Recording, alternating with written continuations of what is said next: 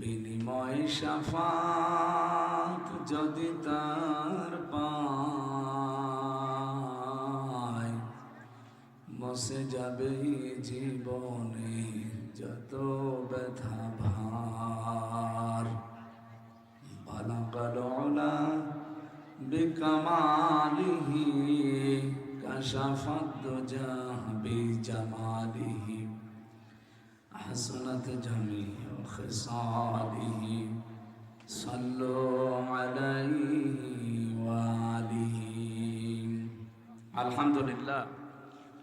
রমজান আসতেছে কি খাওয়ার জন্যে? ইবাদতের জন্য। বলেন তো কিসের জন্যে? আল্লাহ রাব্বুল আলামিন বলেন, ইয়া আইয়ুহাল্লাযীনা আমানু কুতিবা আলাইকুমুস সিয়াম কামা কুতিবা আলাল্লাযীনা মিন ক্বাবলিকুম লাআল্লাকুম তাত্তাকুন। ওহে যারা ঈমানের দাবি করো, তাদের উপরে আমি রোজা লিখে দিলাম। শুধু তোমাদের উপরে না, এর পূর্বে যত নবী পাঠিয়েছি প্রতিটি নবীর উম্মতের উপরে রোজা এটা ফরজ ছিল। তার মানে রমজান নামক রোজা নামক সিয়াম নামক যেটা, এটা শুধু আমাদের জন্যে না, আমাদের পূর্বে যত মানুষ এর উপকার তারাও পেয়েছে। রোজার উপকার সবচাইতে বেশি মানব দেহের জন্যে। আমি এই তথ্যটা এর আগেও যেখানে কথা বললাম ওখানে শুনিয়েছি। 2017 সালে জাপানের চিকিৎসা বিজ্ঞানের উপরে নোবেল পেয়েছে একজন বিজ্ঞানী, ইউসোনিয়া ওসামিওর নাম। এই লোকটা পুরা শরীরের ভেতর থেকে একটা জিনিস বের করতে পেরেছে তার গবেষণায়, যে 2 কোটির উপরে আমাদের পুরা 3.5 হাত বডির ভেতরে কোষ আছে। কি আছে? কোষ। কয়কার? ওই পেট কাটা মধ্য। এই কোষগুলোর পাশাপাশি মানুষ যদি খাবার বেশি খেতে থাকে, আরো নতুন নতুন কিছু কোষ ওর পাশে তৈরি হয়। ওই কোষ তৈরি হওয়ার পরে 2টা ক্ষতি সামনে দেখা দেয়। 1 নম্বরে শরীরের বিভিন্ন জায়গায় টিউমার দেখা দেয়। টিউমার হয় না? 2 নম্বরে তার ক্যান্সার বাড়তে থাকে। বিজ্ঞান এখন দেখাচ্ছে আমাদের শরীরের শুধু রক্তের ভেতরে 5.5 কেজি রক্ত আছে আমার শরীরে। কত? 5.5 কেজি রক্ত মাথা থেকে পায়ের তালু পর্যন্ত চলতেছে। কমপক্ষে 1 ঘন্টায় 82 কিলোমিটার দ্রুত গতিতে চলে। আপনি আছেন তো না ঘুমিয়ে পড়লেন? যেহেতু আপনার কর্মের মানুষ, সারাদিন মাঠে ঘাটে বিভিন্ন জায়গায় কাজ করেছেন, এখন ঘুম আসা স্বাভাবিক। তারপরও অন্তত একটা ক্লাস নেওয়ার মতো 45 মিনিট জেগে থাকতে পারবেন না? এই যে খাবারের কারণে যে কোষগুলো তৈরি হচ্ছে, এই বিজ্ঞানী জানাচ্ছে যে কেউ যদি বছরে 12 মাসে 30 দিন, 12 মাসে 6,365 দিনের ভেতরে মাত্র 30 দিন দিনের বেলা যদি না খেয়ে থাকতে পারে, তাহলে তার যে অতিরিক্ত কোষগুলো তৈরি হয়েছে, যার দ্বারা ক্যান্সার হয়, টিউমার হয়, যে আসল যে কোষ আল্লাহ শরীরে দিয়েছে 2 কোটির উপরে, ওই কোষ আস্তে আস্তে খেয়ে ফেলে। 30 দিন একাধারে না খেয়ে থাকতে পারলে একটা কোষ আর অতিরিক্ত থাকে না। সব আল্লাহ যেটা দিয়েছে ওইটা বাদে আর একটাও শরীরে থাকবে না।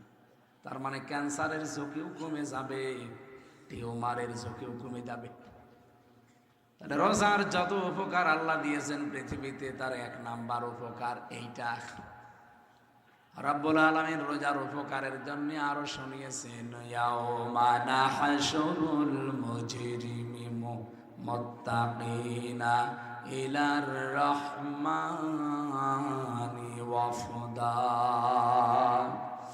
সূরা মারিয়ামের ভেতরে আল্লাহ বলেন, কিয়ামতে যেদিন মানুষকে আমি হাজির করব, ওই দিন শুধুমাত্র যারা রোজা রাখার দ্বারা মুত্তাকি হয়েছে, তাকওয়া অবলম্বন করেছে, আল্লাহ ভীতি অর্জন করতে পেরেছে, এই মানুষগুলোকে আমি আল্লাহ নিজে আমার বাড়িতে মেহমানদারি করাবো। আল্লাহর বাড়ি কোনটা বলেন তো? আরশ। বলেন বলেন। এই আরশে আল্লাহ 7 প্রকার মানুষকে আশ্রয় দান করবেন, কিন্তু এক প্রকার মানুষ আছে, তাদেরকে আল্লাহ মেহমান হিসাবে মাছের কলিজা দিয়ে খাওয়াবেন। একটা জান্নাতে প্রবেশ করতে, ওই জায়গায় প্রবেশ করতে হলে আল্লাহর একটা দরজা আছে, তার নাম রায়আন। এটা শুধু যারা রোজা রেখেছে দুনিয়ায় তারা ওই দরজা দিয়ে প্রবেশ করতে পারবে। রোজাদারের মর্যাদা সম্মান আল্লাহ পাক বলেন এত বেশি দিয়েছি।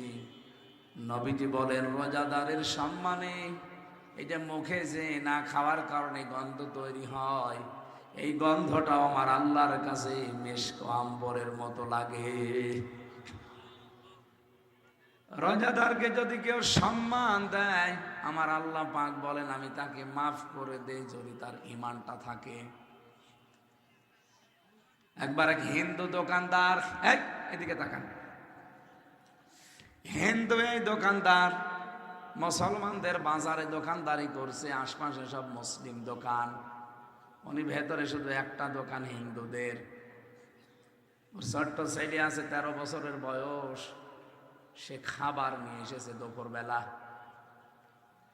হিন্দু ডাক দিয়ে বলছে, বেটা রোজার মাস রমজান চলছে, মুসলমানেরা যেহেতু রোজা আছে, রোজাদারের সামনে খাওয়া যাবে না, খেতে যদি তোমার মনে চায় তাহলে ভেতরে অন্দর মহলে নিয়ে যাও, একটা পর্দা টাঙিয়ে দাও, গোপনে 2 বাপ বেটা খেয়ে নেব। ছোট মানুষ তো গুরুত্ব দেয়নি, বসেও নিজের রোজাকে সবার সামনেই প্লেট নিয়ে খাওয়া আরম্ভ করেছে। হিন্দু বেটা ডাক দিয়ে বলছে, আমি নিষেধ করলাম তোমারে যে রোজাদার সবাই রোজা আছে, মুসলমানেরা তুমি এর সামনে খাবে না, তারপরও খাওয়া আরম্ভ করলে। যে কত রোজাদার দোকানদার এখন আমাদের দিকে তাকায়। এক চড় দিয়েছে সন্তানকে, বাবার চড় খেয়ে সন্তান কান্না আরম্ভ করেছে। ওই রাতে ওই এলাকার মসজিদের যিনি খতিব, তাকে আল্লাহ স্বপ্ন দেখিয়েছেন, আমার রোজাদার বান্দাদেরকে এই মুশরিক লোকটা যে সম্মান দিয়েছে, ওর যদি সত্যি আজকে ঈমান থাকতো আমি আল্লাহ ওরে মাফ করে দিতাম। রোজাদারের কত সম্মান আপনি বলেন, একজন হিন্দুকে আল্লাহ মাফ করে দিত যদি তার ঈমান থাকতো, শুধুমাত্র রোজাদারদের সম্মান করার কারণে। কত মানুষ এখানে আমরা আছি রোজা রাখেও না, রোজার মাঝে রোজাদারের সামনে উড়ি খায়, এরকম মানুষ নেই? এমনকি দোকানে পর্দা টেনে দিয়ে ভেতরে খাবার খায়। আরে ভাই, রোজা দিয়েছে আল্লাহ কয়েকটা উদ্দেশ্য নিয়ে। রোজার মাসে যদি দিনের বেলা কেউ সুস্থ থাকার পরে খাবার খায়, সে যেন বিশ্বাস করে যে আমি পায়খানা খাচ্ছি। কি ইন্নাল্লাযীনা ইয়াকুলুনা আমওয়ালাল ইয়াতামা যুলমান ইন্নামা ইয়াকুলুনা ফি বুতুনিহিম নারা ওয়া সায়াসলাউনা সাঈরা। সূরা নিসা 4 নম্বর পারার 17 নম্বর পৃষ্ঠা 14 নম্বর লাইনে 10 নম্বর আয়াতে আছে। তাফসিরে ফি জিলাল কোরআন পাবেন। রব্বুল আলামিন বলেন, নিশ্চয় যারা খাচ্ছে খাবে। এই উঠে চলে যায় মানে বসেন, আমারে ওয়াজে বসে চলে যাচ্ছে। যেন হারাম ইনকাম, অবৈধ ইনকাম, ফাঁকি দেওয়া ইনকাম যাদের আছে আপনারা বন্ধ করবেন। আর রমজান এটাও শিক্ষা দিতে আসতেছে। রমজানের যত শিক্ষা আছে তার ভেতরে এটাও একটা। আল্লাহ রাব্বুল আলামিন যেহেতু রমজানের রোজাদারদেরকে মেহমানদারি করাবেন, ওয়া নাসুকুল মুজরিমিনা ইলা জাহান্নামা ওয়িরদা। আল্লাহ পাক বলেন, জাহান্নামে আমি আশ্রয় দান করব, ক্ষুধার্ত অবস্থায় ধাক্কাতে ধাক্কাতে নিয়ে যাব। এই আয়াতটা পড়ার পরে আমার তাফসিরে পড়েছি যে রোজা দিয়েছে আল্লাহ ধনীদেরকে খোদার জ্বালা বোঝার জন্য গরিবের। এই জন্য যারা রোজা রাখে না এই মানুষগুলোকে আল্লাহ জাহান্নামে যখন দেবে, এদেরকে শুধুমাত্র দেবে না, ক্ষুধার্ত অবস্থায় ধাক্কাতে ধাক্কাতে নিয়ে যাবে। জান্নাতের দরজা কিন্তু সব সময় উন্মুক্ত থাকে। রমজান মাসে রমজান শুরু হলে জান্নাতটা আল্লাহ সাজিয়ে পড়া জান্নাতের দরজাগুলো এমনিতেই উন্মুক্ত থাকে, আরো সাজিয়ে বিউটিফাই করা হয়। কিন্তু জাহান্নামের ক্ষেত্রে জাহান্নামের দরজা সব এমনিতেই বন্ধ থাকে, এটা আরো ভাবে ভালো করে বন্ধ করা হয়। আমি এটা জেলখানায় যাবার পরে আয়াতটা বুঝেছিলাম। ওয়াসিকাল্লাযীনা কাফারু ইলা জাহান্নামা যুমারা হাত্তা ইযা জাউহা ফুতিহাত আবওয়াবুহা ওয়াকাল। এই আয়াতের বাংলা শোনেন, একটু বুঝবেন। আল্লাহ বলেন যারা কাফের, কিয়ামতে তাদেরকে ফেরেশতারা ধাক্কা দিতে দিতে জাহান্নামে নিয়ে যাবে। জাহান্নামে যাবার পরে ফেরেশতা দারোয়ান যিনি আছে মালিক, উনি জাহান্নামের দরজা খুলে দেবে। তার মানে আয়াত থেকে বোঝা যায় জাহান্নামের দরজা খোলা না, বন্ধ। এটা 24 ঘন্টায় বন্ধ থাকে। যখন কেউ যায় তখন খুলে দেয়, এরপরে ওখানে প্রবেশ করলে আবার আটক করে দেয়। আপনি তামাম দুনিয়ার জেলখানার নিয়ম কিন্তু এইটাই। যখন জেলে মানুষ নিয়ে যাবেন, গেটে যাবার পরে তালা খুলে দেবে, ভেতরে ঢুকে আবার তালা লাগিয়ে দেবে। আমি সে 5 পাস করার পর 1992 সালে যেহেতু আমার জন্ম, 5 পাস করতে খুব বেশি হলেও 10-11 বছর বয়স ছিল আমার ওই সময়, নাকি? এই 10-11 বছর বয়স থেকে আমি কোরআনের পেছনে লেগে আছি। তো এই আয়াতটা আমার এতদিনও বুঝে আসে নাই। এই জেলে যাওয়ার পরে জেলখানার যে গেট আছে, গেটের আয়াত সাথে মিলালাম যে জাহান্নামের কথা আল্লাহ যেখানে বলেছেন সেখানে জাহান্নামের দরজাগুলো বন্ধ থাকে। আল্লাহ পাক আমরা আজকে যেখান থেকে বের হয়ে আসছি এ দরজাও তো সব সময় দেখি বন্ধ। 24 ঘন্টা একজন ওখানে বসে থাকে, শুধু 8 ঘন্টা পরে পরে ডিউটি পাল্টায়। জাহান্নামের দরজা আর কাফেরদের জন্য আল্লাহ জাহান্নামকে একটা উল্লেখ দিয়েছেন, ওয়াজআলনা জাহান্নামা লিল কাফিরিনা হাসীরা। কাফেরদের জন্য জাহান্নাম এটা হচ্ছে কারাগার। কি বলেন বলেন? কারাগারের দরজা সব সময় বন্ধ, জাহান্নামের দরজাও সব সময়। বলেন বলেন? কেউ গেলে তখন দরজা খুলে দেয়, প্রবেশ করার পরে আবার লাগিয়ে দেয়। জাহান্নামের সিস্টেম এইটাই। কিন্তু জান্নাতের দরজা আল্লাহ বলেন খোলা থাকবে সব সময়। জান্নাতের কোনো দরজা কোনো দিনের জন্য বন্ধ থাকে না। এজনের পরে 2 আয়াত পরে আল্লাহ এই ঘোষণাটাই দিয়েছেন, ওয়াসিকাল্লাযীনা তাকাউ রাব্বাহুম ইলাল জান্নাতি যুমারা হাত্তা ইযা জাউহা ওয়া ফুতিহাত আবওয়াবুহা ওয়াকাল। আমি কিন্তু আগের আয়াত পড়ার সময় ওয়া ফতিহাত বলি নাই, কারণ ওখানে ওয়া নেই। জাহান্নামের কথা বলতে গিয়ে আল্লাহ ওয়াটা লাগাননি, কিন্তু জান্নাতের কথা বলতে গিয়ে আল্লাহ ওয়া মাঝখানে দিয়েছেন। যারা তাকওয়া অবলম্বন করে জীবন চালাবে, আর রমজান এসেছে তাকওয়া দেওয়ার জন্যে। কথা বলেন না কেন? রমজান এসেছে আপনাকে খোদা ভীতি দেওয়ার জন্য, আল্লাহর ভয়। কি ভয় করে মানুষ রমজান পালন করে দেখেছেন? জায়েজ স্ত্রী, তারপরও মানুষ ব্যবহার করে। কথা বলেন না কেন? খোদার যন্ত্রণায় আমার ফেটে যাচ্ছে কলিজা, অথচ খাবার রয়েছে, পানি আছে। মাগরিবের আগে মানুষ কেউ খেতে চায় না, 1 মিনিট আগেও মানুষ খেতে চায় না যে আমার রোজা নষ্ট হয়ে যাবে। এই যে আল্লাহকে না দেখে যে ভয়টা আপনি পেয়েছেন, আল্লাহ এইটা নিয়ে ফেরেশতাদের সামনে আপনার নামে গর্ব করে। এই দেখ, তুই যে মারাতে নিষেধ করছিলি হামজাকে, দেখ তো আমাকে না দেখে কি সুন্দর বিধান পালন করছে। জায়েজ স্ত্রী ছিল, ব্যবহার করে নাই আমার ভয়ে। খাবার ছিল বৈধ, খাই নাই আমার ভয়ে, শুধু আমার নিষেধ।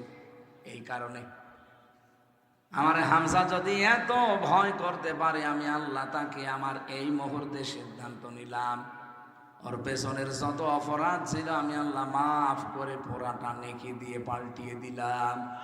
এই জন্য রোজা যারা রাখবে, যেদিন ঈদের দিন বাড়ি যাবে, মনে হবে ওর মা কেবল তাকে জন্ম দিয়েছে, প্রসব করেছে। বলেন সুবহানাল্লাহ। একটা গোনাও বাকি থাকবে না, কিন্তু রোজা হওয়া লাগবে রোজার মতো। খলিফাতুল মুসলিমিন হযরত ওমর ঈদের দিন, এই যে ঈদুল ফিতরে, তিনি দরজা বন্ধ করে সকালবেলা অঝোর নয়নে কাঁদতেছিলেন। হযরত আবু যর বলেন, আমি তার বাড়িতে গিয়ে ডাক দিলাম, খলিফাতুল মুসলিমিন। দেখি না দরজা বন্ধ, কান্নার আওয়াজ আসে। দরজা খুলে দিয়ে দেখি ওনার দাড়ি বেয়ে বেয়ে পানি পড়ছে। ডাক দিয়ে বললাম, খলিফাতুল মুসলিমিন, আজকে ঈদের দিন, ঈদ মানে আনন্দ, ঈদ মানে খুশি। আপনি বাইরে বের হয়ে দেখেন সবাই কত আনন্দে আছে, আপনি কেন কাঁদেন ঈদের দিন? হযরত ওমর বলে, আবু হুরায়রা, ঈদের দিন খুশির দিন তাদের জন্য যাদের একটা মাস রোজা কবুল হয়ে গেছে। আমি ওমর এখনো পর্যন্ত কোনো সুসংবাদ পাইনি যে আমার রোজা কবুল হয়েছে। যদি হয় আমিও আনন্দ করব, কিন্তু আমি এখনো জানতে পারি না যে আমার রোজা কবুল হয়েছে। এই জন্য রমজান আপনার গুনাহ মাফের জন্যে, আর রমজান আপনার জীবনের অভাব দূর করার জন্যে আমার আল্লাহ উপহার দিচ্ছে। আর রমজান পেয়েও যারা রোজা রাখে না, তাদের জীবনের অভাব আল্লাহ দূর করবে না। বলেন তো, অভাব দূর করার মালিক কে? নাকি আপনার চাকরি, আপনার এই ফসলাদি, জমি জায়গা, ব্যবসা বাণিজ্য? না, পারবে না। অভাব দূর করতে পারে যিনি রাজ্জাক নাম নিয়েছেন। রাজ্জাক কার নাম? আরো জোরে বলেন, ইন্নাল্লাহা হুয়ার রাজ্জাকু যুল কুওয়াতিল মাতিন। অবশ্যই আমি আল্লাহ রাজ্জাক এবং যুল কুওয়াতিল মাতিন। এই নামটা পৃথিবীতে আর কারো নেই। রাজ্জাক এবং মাতিন এই নাম কার? বলেন বলেন। আল্লাহ বলেন, রিজকের দায়িত্ব আমি নিয়েছি, তোর এইটা নিয়ে চিন্তা করার দরকার নেই। কিন্তু যেইটা নিয়ে তোর চিন্তা করার দরকার, ওইটার দায়িত্ব আমি নেইনি, সেটা তাকওয়া। তাকওয়া তোরে অর্জন করাই লাগবে। তাকওয়া যদি কেউ অর্জন না করে, তার দায়িত্ব আমার আল্লাহ নেয় না। এই জন্য কোরআনে পড়েছি সূরা তালাকের ৩ নম্বর আয়াতে, ওয়ায়ারযুকুহু মিন হাইসু লা ইয়াহতাসিব ওয়া মান ইয়াতাওয়াক্কাল আলাল্লাহি ফাহুয়া হাসবুহ। রব্বুল আলামিন বলেন, এই পৃথিবীতে কেউ যদি আল্লাহকে ভয় করে, এমন জায়গা থেকে তার রিজকের ব্যবস্থা হয়ে যায়, তার বিপদ আপদ এমন জায়গা থেকে দূর হয়ে যায়, লোকটার চিন্তার ভেতরেও আসে না যে এখান থেকে আল্লাহর সাহায্য আসতে পারে। ব্যাখ্যায় একটা ঘটনা পড়েছি আমি। আল্লাহ পাক যে বলেন এমন জায়গা থেকে তার রিজকের ব্যবস্থা হয়, এই আয়াতের ব্যাখ্যায় একটা ঘটনা পড়েছি, শিক্ষার জন্য বলছি। আমাদের জীবনেও যদি তাকওয়ার এরকম লেভেলে পৌঁছিয়ে যেতে পারি, আমাদেরকেও আল্লাহ পাক এরকম কিছু দেবেন যার কোনো ধারণাও আমাদের নেই। আমরা নাম শুনেছি আবু মুসা জঙ্গি রহমতুল্লাহ আলাই, যিনি আব্দুল কাদের জেলানী রহমতুল্লাহ আলাইহির বাবা ছিলেন। আমার মতো যুবক বয়সে তিনি যাচ্ছিলেন নদীর পাশ দিয়ে, পানির পিপাসায়, ক্ষুধার যন্ত্রণায়, প্রায় সারা দিনের না খাওয়া শরীর। পানি খাওয়ার জন্য নদীতে নামলেন, হঠাৎ দেখে একটা আপেল ভেসে আসতেছে পানি দিয়ে। ক্ষুধার যন্ত্রণা সহ্য করতে না পেরে তিনি খেয়ে ফেললেন। চিন্তা করেন, আমি কার আপেল খেলাম?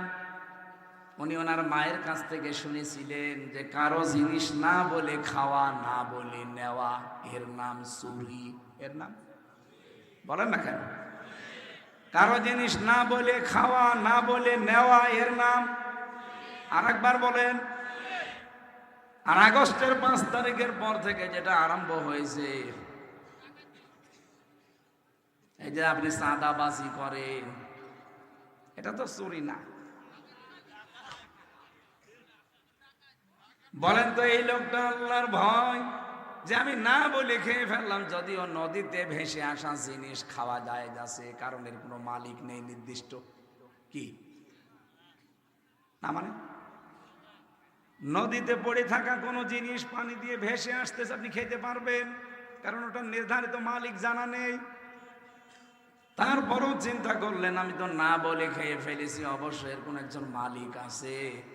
ফলটা যেহেতু ভেসে আসতেছে, দেখি আমি এই ফল অনুসন্ধান করি। তিনি চলতে থাকলেন, এরা এক বেলা চললেন। যাওয়ার পরে দেখেন নদীর পাশে একটা আপেলের বাগান পেয়েছেন। ভেতরে যে দেখেন একটা লোক কাজ করছে।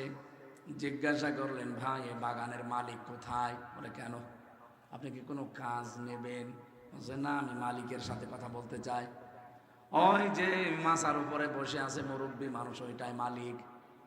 ওখানে গেলেন, ডাক দিয়ে বললেন, মুরব্বী এ বাগানের মালিক আপনি? বলে হ্যাঁ। এখান থেকে একটা ফল ভেসে যাচ্ছিল, আমি প্রায় আধা বেলা হাঁটতে হাঁটতে এসেছি। ফলটা আমি নদী থেকে ভাসা অবস্থায় খেয়ে ফেলেছিলাম। মনের ভেতরে আমার চিন্তা যে না বলে খাওয়া, না বলে নেওয়া, এর নাম যেহেতু চুরি, আমার তো গোনাহ হয়ে গেল। আপনার অনুমতি না নিয়ে আপনার বাগানের পড়ে যাওয়া ফল আমি খেয়ে ফেলেছি, দয়া করে আমারে মাফ করে দেন। এই দাবি আপনি আর রাখবেন না। মুরব্বী লোকটা বিচক্ষণ ছিলেন, তিনি আলেম ছিলেন। ডাক দিয়ে বললেন, বাবা আমি তোমারে মাফ করতে পারি, কিন্তু বাগানের আসল মালিক আমার মেয়ে। লোকটা চিন্তা করলেন, এরকম তাকওয়াবান, এরকম আল্লাহর ভয়ওয়ালা সন্তান আমার একটা দরকার। বাড়ির ভেতর থেকে ঘুরে আসলেন, বানিয়ে বানিয়ে বললেন, আমার মেয়ে বলেছে মাফ করে দেবে, কিন্তু আমার বাড়িতে 12 বছর কাজ করা লাগবে। আমি রাজি আছি, কারণ আমার দাবি যদি আপনি না ছাড়েন, কিয়ামতের দিন আল্লাহ আমাকে মাফ করবে না, কারণ এইটা হক্কুল্লাহ না, এটা হক্কুল ইবাদ। এই চিন্তাটা যদি বাংলাদেশের 1628 জন মানুষ যারা দায়িত্বে আছে এখন, এরা যদি এই টেন্ডেন্সি নিয়ে চলতো যে আমি যারটা মেরে খাই, যার কাছে চাঁদাবাজি করি, যার কাছে ফাঁকি দিয়ে খাই, ও যদি আমারে মাফ না করে, আমার আল্লাহ আমাকে মাফ করবে না। তার মানে আমার দাড়ি রাখা, রোজা রাখা, নামাজ পড়া সব মাঠে মারা যাচ্ছে, কিছুই কবুল হচ্ছে না। বলেন তো এই দেশটা পরিবর্তন হতে 16 ঘন্টায় যথেষ্ট? হ্যাঁ, এটা একটা পদ্ধতি, একটা রাস্তা। এই পদ্ধতিতে মানুষ ভালো বানানো যায় আল্লাহর তাকওয়া দিয়ে, ভয় দিয়ে। আর একটা আছে আইন। আইনগুলো আল্লাহ দিয়েছেন এই কারণে, যখন এইগুলোই কাজ হবে না, তখন আইন এত কড়াকড়ি করা লাগবে যেন বাধ্য হয় ভালো হতে। এই জন্য এই যে ছিনতাই, চাঁদাবাজি, বিশেষ করে ডাকাতি বেড়ে গেছে এখন, কব দিচ্ছে যেখানে সেখানে। এই কারণে আজকে স্বরাষ্ট্র উপদেষ্টা অলরেডি ডাইরেক্ট ওপেন ঘোষণা দিয়েছে, কেউ যদি কোনো চাঁদাবাজ, কোনো ডাকাত, কোনো চোর, কোনো ছিনতাইকারী ধরতে পারেন, পিটিয়ে মেরে ফেলবেন, কোনো অসুবিধা নেই। এটা আমার মনে হয় আরো বেশি করা দরকার। হ্যাঁ, প্রশ্ন আসতে পারে 15.5 বছর তো আমরা বিভিন্ন কায়দায় নিগৃহীত, বিভিন্ন কায়দায় আমাদেরটা ওরা মেরে খেয়েছে। আরে ভাই, ওই যে আগস্টের 5, 6, 7 3 দিন গেল, ওই সময় বাবা শাহজালাল সব হালাল ছিল, করতে পারেননি। কি হালাল ছিল না? কত মানুষকে দেখলাম বাংলাদেশে পিটিয়ে মারার পরে টাঙিয়ে রেখেছে 6 রাস্তার মোড়ে। ঝিনাইদহ 4 রাস্তার মোড়ে টাঙিয়ে রেখেছিল একজনকে, ভেতরে বাঁশ দিয়ে। হ্যাঁ, লোকটা এত অপরাধ করেছিল এলাকার মানুষের কাছে, শুধু সময় পাল্টাতে দেরি, জাগায় পিটিয়ে 5 তারিখে মেরে বিকালে টাঙিয়ে দিয়েছে। তা আবার বললাম ভেতরে বাঁশ দিয়েছে পেছনে। টাঙানো ছিল প্রায় সারাদিন, সারা রাত। পরের দিন প্রশাসন যে খুলে ওর মাটিও হয়নি, জানাজা করবে কে, ওইভাবেই দিয়ে দিয়েছে। যা, আপনি এখন চাঁদাবাজি করেন, এখন বলছেন ওরা 15 বছর খেয়েছে, সেই টাকা আমি এখন নিচ্ছি, এটা আমার জন্য বৈধ। বৈধ ছিল ওই 5, 6, 7 তারিখ, এরপর আর বৈধ নেই। ওই সময় যদি খেয়ে ফেলতেন তখন আর বিচার আচারও করা লাগতো না, কারণ ওই সময় বিশ্বের মিডিয়াগুলো সেরকম ঝামেলা করে নাই। আর এখন চুন থেকে পান খসলে বিশ্বের মিডিয়া হাঁ করে আছে। আর দাদা বাবুরা তো সব সেট করেই রেখেছে, এই জন্য কিছু করা যাবে না। সেনাপ্রধানের বক্তব্য শুনছেন না গত 2 দিন ধরে? ওনার এক একটা কথায় কি ইঙ্গিত আছে আপনি টের পাচ্ছেন? এখনো যদি নিজেদের ভেতরে কাদা ছড়াছড়ি বন্ধ না করেন, এই ছোটখাটো বিষয় নিয়ে যদি এখনো চাঁদাবাজি, মানুষকে হয়রানি, ডাকাতি, চুরি এগুলো করছে কার আমরা জানি, যদি এগুলো বন্ধ না করতে পারেন সামনে কিন্তু দুর্দিন আসতেছে। কয়েকদিন আগে এমনি গিয়েছিল দাদা ট্রাম্পের কাছে, এ বাংলাদেশ নিয়ে বিভিন্ন মিথ্যা চিন্তা বানিয়ে বলে হাসিনাকে যেন আবার বসানো যায়। কিন্তু দেখবেন ওই যেই দিন গেছে দাদা গেছে ট্রাম্পের কাছে, ওই দিনই ডক্টর মোহাম্মদ ইউনূস উনি বিশ্বের আন্তর্জাতিক মিডিয়াগুলো নিয়ে আয়না ঘরে গেছে যে এই দেখেন ট্রাম্প বলছে, কি বলতে এসেছেন আপনি যে হাসিনাকে আবার ওখানে আমি বসিয়ে দেই? আমারে পাগলা কুকুরে কামড় দিয়েছে। হাসিনা নিয়ে, বাংলাদেশ নিয়ে কোনো কথা আমার সাথে বলবেন, ওটা আপনার ব্যাপার, যান। কারণ কি দেখালো বিশ্বের মিডিয়া, দেখেছেন? আমি যদি এখন উল্টা পাল্টা করি তামাম দুনিয়া আমার পেছনে লেগে যাবে। টাম জাতে মাতাল হলো, তাহলে ঠিক আছে। আগস্টের 5 তারিখের পর থেকে আজকের এই ফেব্রুয়ারি 26 তারিখ, এই 6 মাস কয়েকদিন হয়ে গেল, ওরা কিন্তু প্রায় কমপক্ষে 27টা ইস্যু তৈরি করেছিল বাংলাদেশকে অস্থিতিশীল করার জন্যে। আল্লাহর দয়া যে একটাও হালে পানি নেয়নি, সামনে আর নেবেও না যদি আমরা একটু সতর্ক হই। এই জন্য চাঁদাবাজি, মানুষের জিনিস চুরি করা, ডাকাতি করা, কোপ দেওয়া, ছিনতাই করা, এটা একটু থামেন ভাই, একটু বন্ধ করেন। হাঁ করে আছে বাংলাদেশ সম্পর্কে বিশ্বের মিডিয়াগুলো। বড় বড় দাদা বাবু যারা, মোড়ল যারা, প্রতিবেশী হিসাবে এমন মানুষদেরকে আমরা পেয়েছি। মানুষের প্রতিবেশীর কাছে একটা আশ্রয় পাই, আর আমরা খালি বাঁশ পাই। ওরা আমাদের ঘর, আল্লাহর ঘর, মসজিদগুলো ভেঙ্গে ভেঙ্গে মন্দির বানায়, বলে এখানে 100 বছর আগে, 500 বছর আগে মন্দির ছিল। দুনিয়ায় মাটির নিচে মানুষ কেউ তেল পায়, গ্যাস পায়, সোনা পায়, রূপা পায়, আর ওই শয়তানরা শুধু মন্দির পায়। তার যেখানে সেখানে মন্দির পায়, শুধু মসজিদের নিচে।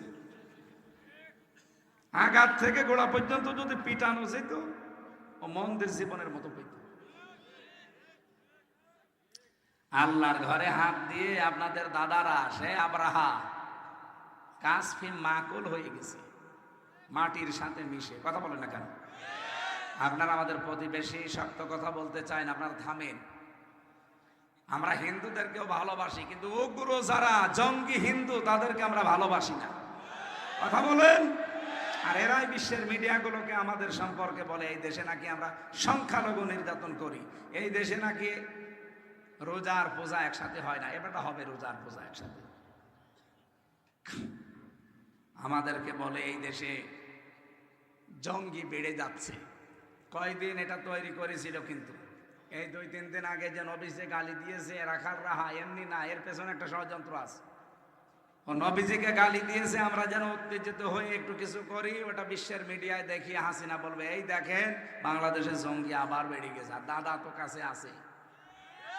এই জন্য দেশের মানুষ ধৈর্যের পরিচয় দিয়েছে। হ্যাঁ, আমরা সর্বোচ্চ দাবি জানাই, এই দেশে ডক্টর মোহাম্মদ ইউনূস, 2 জন নবীর নাম আপনার, মোহাম্মদ আর ইউনূস, আপনি 2 নবীর নাম নিয়ে বসে আছেন, তো কিছু করবেন না? আগামীতে যদি বিশ্ব নবী না আছে, কোনো নবীকে কেউ অসম্মান করে, গালি দেয়, একটাই শাস্তি, ফাঁসি দেওয়া লাগবে। আপনারা আছেন না এ দাবির পক্ষে? কারা আছেন? লিল্লাহে তাকবীর। দেখেন তো হাত ধরে নিকে।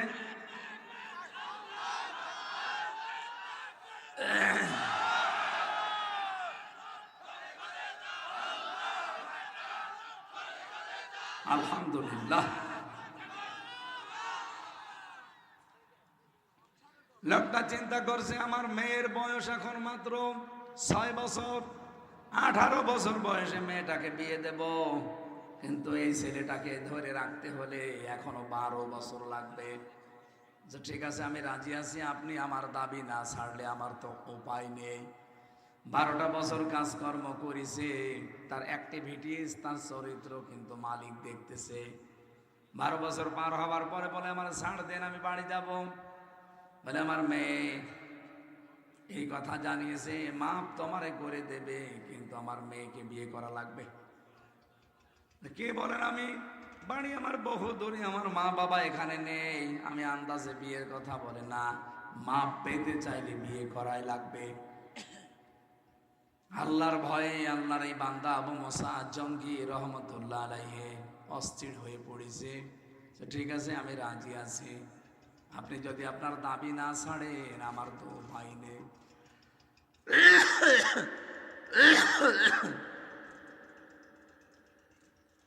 ডাক দিয়ে বলছে, বাবা তুমি যে বিয়ে করবা, আমার মেয়ে কিন্তু অন্ধ, বোবা, ন্যাংড়া। কি বলেন আপনি? এইরকম মেয়ে আমার উপরে আপনি দিয়ে দেবেন? আপনার কি বিবেক আছে? মাপ পেতে চাইলে বিয়ে করা লাগবে। রাজি হয়ে গেছে।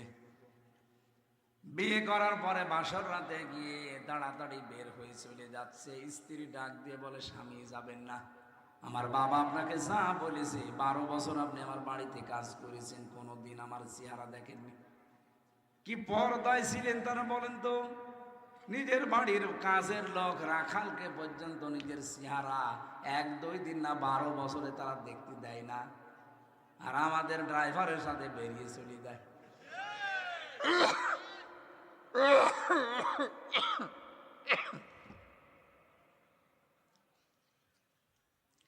কুষ্টিয়াতে সেদিন এক লোক ভাড়া থাকে, গোশত বিক্রি করে খায়, তার নিজের বউ ছেলে মেয়ে আছে, ব্যবসার খাতিরে এখানে থাকে। যে বাড়িতে ভাড়া আছে ওই বাড়ির মালিকের বর সাথে কিভাবে যেন গোশত দেওয়া নেওয়া করে লাইন করিস করে, ওই বাড়ির মালিকের কাছ থেকে যা পেয়েছে সব নিয়ে ওই গোশতওয়ালার সাথে বউটা চলে গেছে আল্লাহর রাস্তায়।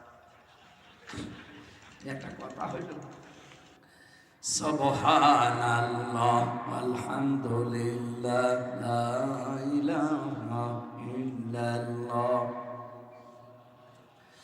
লা ইলাহা ইল্লাল্লাহ মুহাম্মাদুর রাসূলুল্লাহ। ও পাবনাবাসী, আল্লাহর বান্দা শেষ পর্যন্ত দাঁড়িয়েছে। স্বামী আমার বাবা বলেছিল আমি অন্ধ, আসলে আমি এই চোখ দিয়েই প্রাপ্তবয়স্ক হওয়ার পর থেকে কোনো পরপুরুষকে আমি দেখি নাই। মেয়েরা প্রাপ্তবয়স্ক হয় তখন যখন তাদের শরীর খারাপ হয়, তার মানে হায়েজ আসে। এই জন্য মেয়েরা যদি হায়েজ আসার আগ পর্যন্ত নামাজ রোজা না করে গুনাহ হবে না, কিন্তু যেদিন হায়েজ শুরু হবে ওই দিন থেকেই তারপরে তারে নামাজ আর রোজা মাস্ট বি ফরজ রাখাই লাগবে। আমি আশা করে বোঝাতে পেরেছি। সম্মানিতা মা বোনেরা, আপনাদের রোজা এবং নামাজ ফরজ হওয়ার নির্ধারিত একটা সময় বললাম, এটা যদি 8 বছরে হয় 8 বছর থেকে, 10 বছরে হয় 10 বছর থেকে, যদি 15 বছরে হয় 15 বছর থেকে।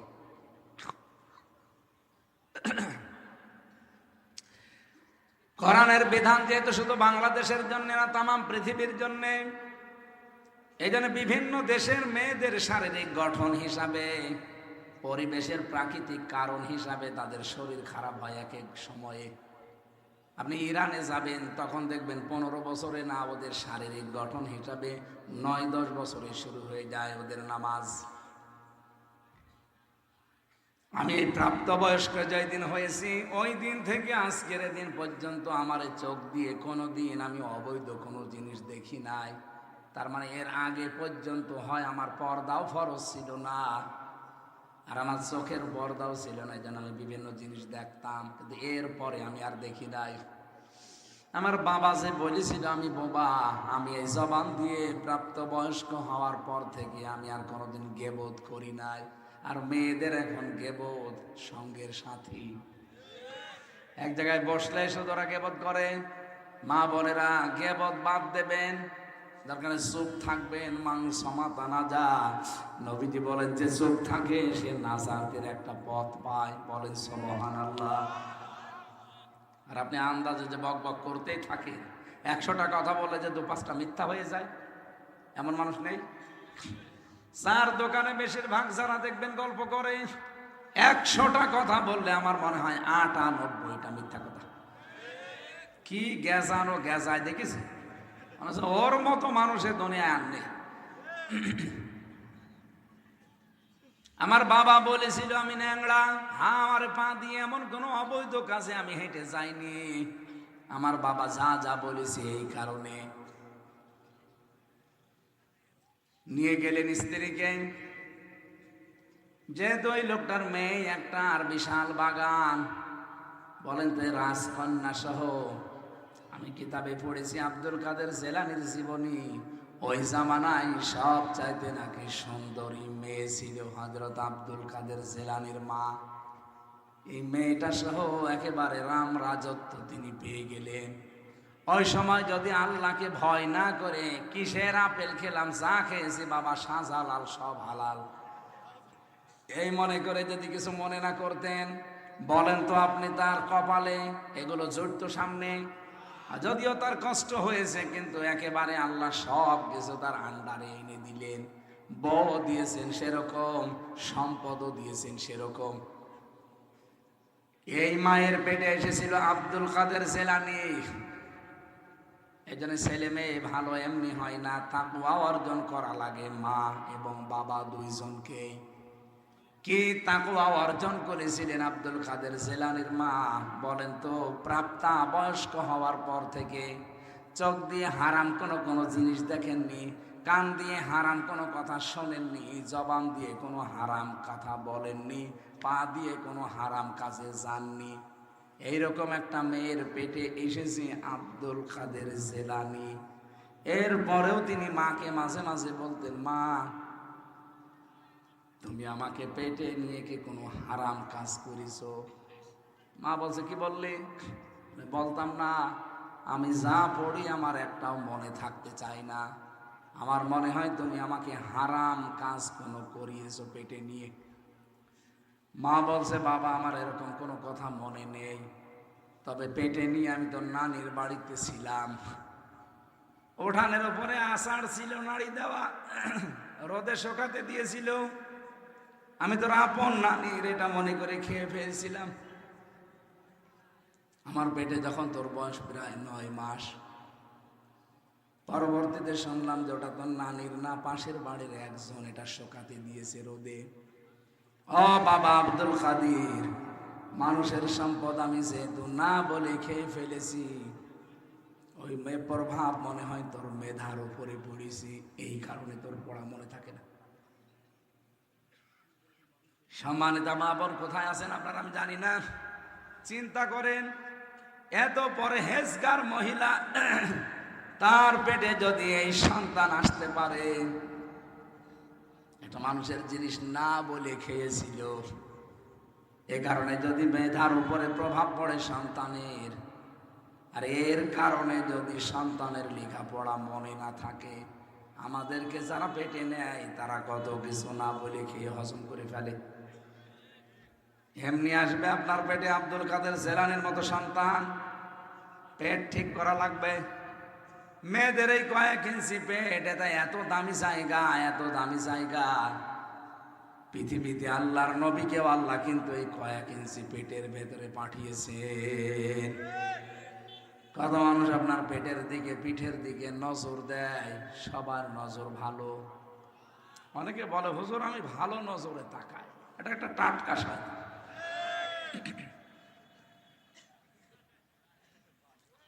তোমার নজর কত ভালো। বিশ্ব নবী বাড়িতে এসে দেখলেন নিজের স্ত্রী হযরতে আয়েশা এবং তার বাবা আবু বকর সিদ্দিক দুইজন এক জায়গায় বসে গল্প করছে। নবীজি দূর থেকে অনেকক্ষণ পর্যন্ত দেখলেন দৃশ্য। কাছে যাওয়ার পরে বললেন, তোমরা দুইজন এক জায়গায় যখন বসে বাপ আর মেয়ে গল্প করছিলে, আমি নবী দেখতে পেলাম শয়তান তোমাদের মাঝে বসে ওয়াসওয়াসা দিচ্ছে। আর চিন্তায় আনতে পারেন বাপ আর মেয়ে, এমনিতেই তো এরকম কথা চিন্তাও করা যায় না, তারপরেও তারা জান্নাতি মানুষ। হযরতে আবু বকর তো জান্নাতের সার্টিফিকেট জিন্দা অবস্থায় পেয়েছেন, আর তার মেয়ে হযরতে আয়েশা, তার নামে কোরআনে আল্লাহ 13টা আয়াত নাযিল করেছে তার চরিত্রের ব্যাপারে। সুবহানাল্লাহ বলতে পারে। এই মানুষের মাঝে যদি শয়তান বসে বসে ধোঁকা দিতে থাকে, ওয়াসওয়াসা দিতে থাকে, কারণ নবীজি শয়তান দেখতে পেতেন। আমরা ভাবির সাথে গল্প করি, শয়তান কিছুই করে না। দোলা ভাইয়ের সাথে আপনি গল্প করছেন, শয়তান বসে আছে, জীবনেও না। নবীজি বলেন একজন ভাবি দেবরের কাছে মরণের সমতুল্য, একজন শালী দোলা ভাইয়ের কাছে মৃত্যু সমতুল্য। মরণকে যেভাবে ভয় পাও, শালী দেখলে ভাবি দেখলে ওইভাবে ভয় পাবা। কিন্তু এখন এগুলো সব বলে আমার ভাবি না, এটা আমার মায়ের মতো। কি করে মায়ের মতো হয়? আপনার বড় ভাই মরে গেলে তো আপনি নিজেও বিয়ে করতে পারবেন, মাকে কোনোদিন কেউ বিয়ে করতে পারে? কেন এই কথা বলেন? এটা শয়তানি। এটা কি শালী না, এটা আমার বোনের মতো। কিসের বোন আপনার? তার সাথে পর্দা করা ফরজ। নামাজ যেমন ফরজ, রোজা রাখা ফরজ, পর্দা করা কি? আব্দুল কাদের জেলানী রহমতুল্লাহ আলাইহি যে মায়ের পেটে আসলেন, আমাদের মা বোনদের পেটও আল্লাহ যেন এইরকম বানিয়ে দেন, বলেন আমিন। তাদের তাকওয়ার লেভেল এভাবে তৈরি করা দরকার। আমি শুরু করেছিলাম ইয়ারযুকুহু মিন হাইসু লা ইয়াহতাসিব। কেউ যদি সত্যি তাকওয়া অবলম্বন করতে পারে, এমন জায়গা থেকে আল্লাহ তার বিপদ দূর করবে, তার রিস্কের ব্যবস্থা করবে। লা ইয়াহতাসিব, তার ধারণাও ছিল না যে এখান থেকে এরকম কিছু আসতে পারে। অতীতে যেমন আল্লাহ দিয়েছেন তাকওয়ার কারণে, রমজান যেহেতু দোড়গোড়া এসে গেছে এই তাকওয়া নিয়ে, সত্যি আমরা এবারের রমজান আর গতবারের মতো না, এমন ভাবে পালন করতে চাই যেন রমজান আমাকে জান্নাতে পৌঁছিয়ে দেয়, বলেন আমিন। লিকুল্লি শাইইন যাকাতুন ওয়া যাকাতুন জাসাদিস সাওম। পৃথিবীর প্রতিটি জিনিসের যাকাত আছে। নবীজি বলেন এই শরীরের যাকাত হচ্ছে রোজা। আমি আবার বলছি, ওই যে অটোভেস, এইদিকে তাকান, এই যে অটোভেস নামে যে বিজ্ঞানী আবিষ্কার করলেন এই কোষগুলো, আপনার ভেতরেও কিন্তু এখন ক্যান্সারের জার্ম আছে, টিউমার আছে। এগুলো হয়তো ফুটে ওঠে না, তাই হঠাৎ ফুটে উঠলে যে আমার একটা উঠেছে, এটা জেলখানায় থাকতে শুরু হয়েছে, এখনো শেষ হয়নি। এই টিউমার প্রায় লোকের শরীরে জানা অজানা আছে, হয়তো কারোটা ফুটে ওঠে, কারো ওঠে না। এই জন্য বেশি খাবার খাওয়ার দ্বারা এই কোষগুলো যাদের বেশি বেশি বৃদ্ধি হয়েছে, 1 মাস রোজা রাখলে আমার আল্লাহ এই যে ক্যান্সার এবং টিউমারের যে কোষগুলো, সবগুলো থেকে আমার আল্লাহ আমাদের মুক্ত করে দেবেন। এই জন্য দুনিয়ায় সুস্থ থাকতে চাইলে রোজা রাখা দরকার। যারা বলেন আমার গ্যাস, এজন্য রাখতে পারি না, আপনি ভণ্ডামি করছেন। রোজা রাখলে গ্যাস আর ভালো হবে না? ডায়াবেটিস রোজা রাখতে পারি না, কে বলেছে আপনাকে? রোজা রাখলে ডায়াবেটিসও কন্ট্রোলে থাকবে। একটা মাস আল্লাহ রোজা খেলা করার জন্য দেয়নি, ভণ্ডামি করার জন্য দেয়নি, দিয়েছি অনেকগুলো উদ্দেশ্য নিয়ে। আল্লাহ উদ্দেশ্যগুলো পালন করার তৌফিক আমাদের দান করেন, বলেন আমিন। যেহেতু শরীরেরও যাকাত আছে, যাকাতটা রমজানে দেবেন। আর যাদের যাকাত ফরজ আছে অন্যান্য মালের, রমজানে দেবেন, 70 গুণ সওয়াব পাবেন। এখন রাত 1:30 বাজে, 1:35। আমি মেয়েদের ওপরে জেলখানায় বই লিখেছি, মেয়েদের দাম্পত্য জীবনের সমস্যা কি এবং তার সমাধান কি। কারণ অধিকাংশ মানুষ জেল খাটতেছে মেয়েদের কারণে। ওই গাড়িতে আছে মেয়ের জন্যে বা বর জন্যে নিয়ে যাবেন। আর মেয়েরা যদি এসে থাকেন, আপনার ছেলেকে নাতিকে পাঠিয়ে দেন, ওখানে ছেলেদেরও একটা আছে দাম্পত্য জীবনের সমস্যা এবং সমাধান নিয়ে। টাকা পয়সা যদি নিয়ে আসেন মাহফিলের জন্য, তাহলে দিয়ে যাবেন, বাড়ি নিয়ে যেন না, বিপদে পড়ে যাবেন। ব্যাগ যারা নিয়ে যাচ্ছে, কয় লোক কই? ওই যে ব্যাগ যাদের আছে ওনারা একটু যাচ্ছে, সমর্থ মতো দিয়ে যাবেন ভাই। রাত 1:35 বাজে, এখন তাহাজ্জুদের নামাজ পড়বো, এরপরে ফজরের নামাজ আছে, এরপরে সকালে কর্মজীবন আছে। এই জন্য আজকে শেষ করলাম, আগামী থেকে আবার কথা হবে ইনশাল্লাহ। এই মোটামুটি করে কেন, একটু তাড়াতাড়ি যান, তাড়াতাড়ি যান। যারা দিতে চান অবশ্যই দিয়ে যাবেন।